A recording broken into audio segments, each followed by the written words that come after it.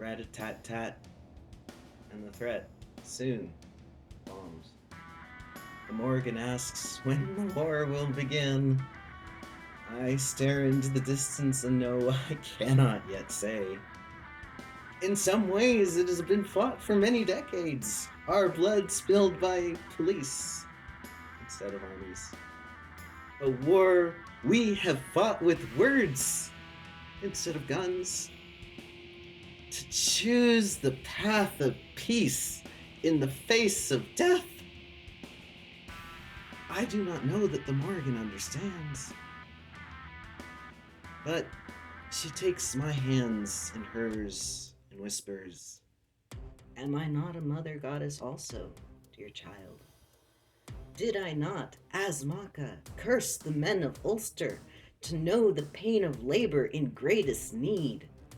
Do you not think I bring the sound of fear to the armies I oppose because I wish to quell their desire to fight the men I would support? War is an ugly thing to be a goddess of, yes. But when they come for you with guns and fire, what good will your words be to you then? If you wish to be a martyr, speak softly, yes. Once, you did not even know how to whisper. Your voice was brash and loud and scorned. But you yet live because you crawled away from those crushing you by inches with hate on legs you could no longer feel. Remember? You may now choose words as your weapon, but you know the way of the sword as well. You have held a gun in your hands and fired. You are not afraid to kill to protect, my child. When will you be ready to fight them then and bring down my crows for their eyes?" And I consider what she says, the truth of it all. The rat-a-tat-tat and the threat soon of bombs. I take a deep breath and find in me my truth. I look into her eyes and say without fear, "The way of war is not the way I seek to walk. When war comes for me, I will face it unafraid. But words have a power that swords and guns can never quite equal, although they do kill those who wield them ever so frequently, as a cursory glance at history will reveal. For although the author may die too soon, the words they write live on long after that. Do we not still read Anna Karenina's history? Martin Luther King Jr. had a dream and was shot.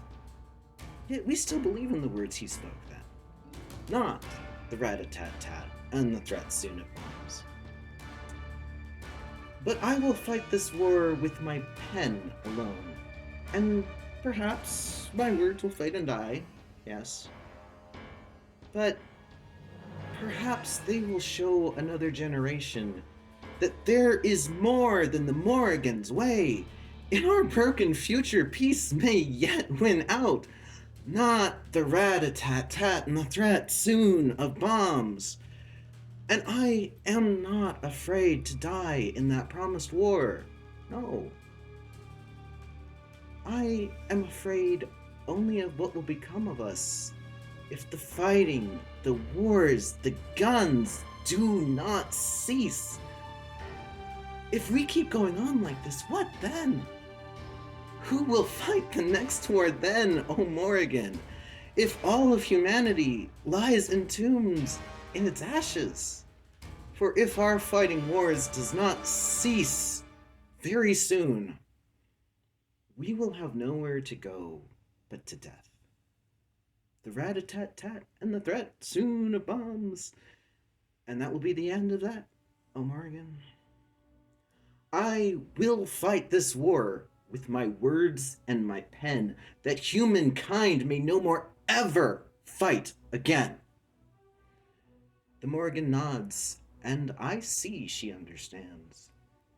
Would that I could curse these men as she did, to feel the labor pains as a new mother might, whenever they wish to kill from greed or hate. But that is not for a mortal as me to do, I know. So I will hope my words find them someday, and instills in them instead the pang of guilt for their rat-a-tat-tat and the threat of their bombs.